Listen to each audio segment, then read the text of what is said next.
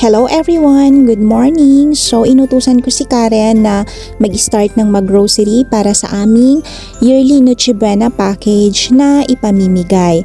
Kaya thank you Karen for helping me always yearly yan.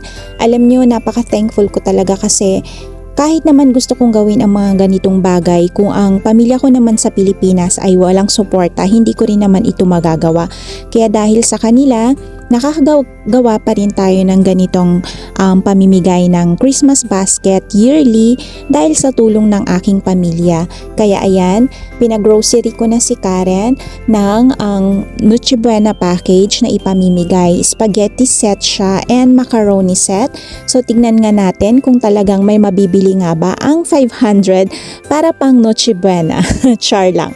Pero eto nga, ayan talagang sinabi ko sa kanya na kuhanan niya ng video para naman ako din mismo, kami ni Mister, makita namin yung mga pinamili ni Karen kasi alam niyo ba, gustong gusto ko talagang gawin na ako mismo ang mamili sa mga ganito. Kaya lang syempre hindi pa kasi tayo makauwi sa Pilipinas kaya in charge muna si Karen dyan.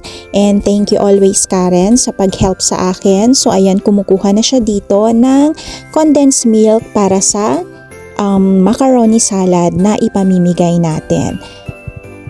So nakakamiss guys na mag-grocery no sa Pilipinas, lalo na pag ganitong mga season na. Ang December talaga is season of giving, diba? So hindi ko alam na yung mga ganyan na ingredients dito, pero eto pinapanood ko din at pasensya na din kayo na medyo magalaw ang pagkuha ni Karen sa video dahil alam nyo naman napakahirap mag-video kapag ka mag-isa ka lang na namamalengke. So, magtiyaga muna tayo na medyo sumakit ang ating mata. Joke lang cars. And ayan, tinulungan tayo ni Kuya dahil ketchup ang kukunin natin dito at baka mabasag pa daw ni Karen. Kaya buti na lang may nag-assist din sa kanya kahit papano. Ayan, lagyan natin ng ketchup yung ibibigay natin na for spaghetti set. And ito naman, kumukuha si Karen ng macaroni na 400 grams daw yung nandyan sa grocery store. Wala daw silang 200 grams kaya yan na ang pinakuha ko sa kanya.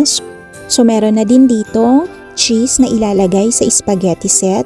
Para mas lalong sumarap ang pagluto ng spaghetti, kailangan lagyan ng cheese. And pinakuha ko na din dito si Karen ng corned beef, pandagdag na ingredient sa kanilang spaghetti para naman, 'di ba, kung kulangin man sila ng giniling na karne is meron silang option na idagdag itong corned beef.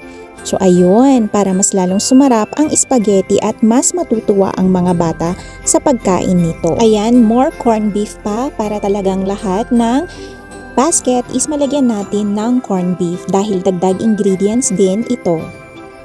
So that's it. Ito na lahat ang mga pinamili ni Karen and thank you guys for watching.